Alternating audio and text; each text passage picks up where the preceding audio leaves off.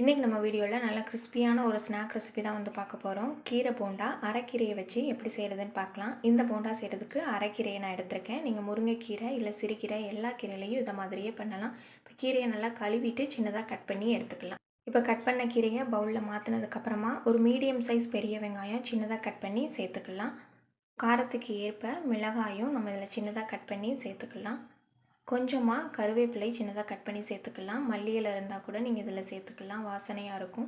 கொஞ்சமாக மஞ்சள் தூள், காரத்துக்கு ஏற்ப மிளகாய் தூள் சேர்த்துக்கலாம். ஏற்கனவே மிளகாய் சேர்த்ததுனால மிளகாய் தூள் பார்த்துட்டு சேர்த்துக்கலாம். கொஞ்சமாக சோம்பு சேர்த்துக்கலாம். இப்போ பெருங்காயத்தூள் கொஞ்சமாக சேர்த்துட்டு உப்பு தேவையான அளவு பார்த்து சேர்த்துட்டு இப்போ நம்ம சேர்த்த அந்த மசாலா, வெங்காயம், கீரை எல்லாமே மிக்ஸ் ஆகிற மாதிரி ஒரு தடவை நல்லா கலந்துட்டு போண்டாக்கு மாவு நம்ம சேர்த்துக்கலாம்.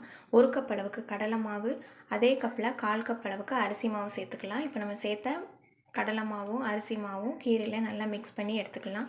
ஃபஸ்ட்டு நல்லா கலந்து விட்டதுக்கப்புறமா நம்ம கொஞ்சமாக தண்ணி சேர்த்துட்டு நல்லா மிக்ஸ் பண்ணி எடுத்துக்கலாம். தண்ணி நிறைய சேர்க்காம கொஞ்சம் கொஞ்சமாக சேர்த்துட்டு மாவை வந்து நல்லா அந்த மாதிரி கலந்து எடுத்துக்கலாம். போண்டா வந்து ரொம்ப தண்ணியாகவும் ரொம்ப திக்காகவும் இருக்கக்கூடாது. மிதமான பதத்துக்கு நல்லா கலந்து விடுற அளவுக்கு தண்ணி சேர்த்தா போதும். இந்த பதத்துக்கு நமக்கு போண்டா மாவு இருந்தால் போதும். இப்போ ஒரு கடாயில் கொஞ்சமாக எண்ணெய் சேர்த்துக்கலாம். எண்ணெய் சூடானதுக்கப்புறம் உங்களுக்கு போண்டா எந்த சைஸ் வேணுமோ அந்தளவுக்கு நம்ம பொரித்து எடுத்துக்கலாம். நான் மீடியம் சைஸாக தான் வந்து எல்லாத்தையும் போட்டு எடுத்துக்கிறேன். நம்ம போட்ட உடனேயும் திருப்பாமல் 2 நிமிஷத்துக்கு அப்படியே விட்டுட்டு அதுக்கப்புறம் ஒவ்வொரு போண்டாவாக நம்ம திருப்பி விடலாம். அப்போ தான் பொன்னிறமாக நல்லா 2 சைடும் முழுமையாக வெந்து வரும். உள்ளேயுமே நமக்கு நல்லா வெந்து வரும். ஸ்டவ்வை மிதமான தீயில வச்சு இதை மாதிரி நல்லா பொரித்து எடுத்துக்கலாம். அதிக ஃப்ளேமில் வச்சுட்டா வெளியில் நல்லா கிறிஸ்பியாகவும் கலரும் மாறிடும், உள்ளே வேகாமல் இருக்கும். அதனால் இந்த மாதிரி நல்லா மீடியம் ஃப்ளேமில் வச்சே கொஞ்சமாக கலந்து விட்டால் போதும். இப்படி எல்லா பக்கமும் கலந்து விடும் போது நம்மளுக்கு போண்டா ஒன்று போல் நல்லா வெந்து வரும்.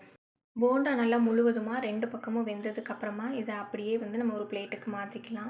இந்த அரைக்கீரையில் செய்யக்கூடிய போண்டா நல்லா கிறிஸ்பியாக இருக்கும். அதே சமயத்தில் ரொம்ப ஹெல்த்தியும் கூட. வெறும் 10 நிமிஷத்தில் நம்ம இந்த கீரை போண்டா வந்து ரெடி பண்ணிடலாம். குழந்தைங்களுக்கெலாம் இந்த மாதிரி ஈவினிங் டைமில் நம்ம வீட்டிலையே ஸ்நாக் வந்து ரெடி பண்ணி கொடுக்கலாம்.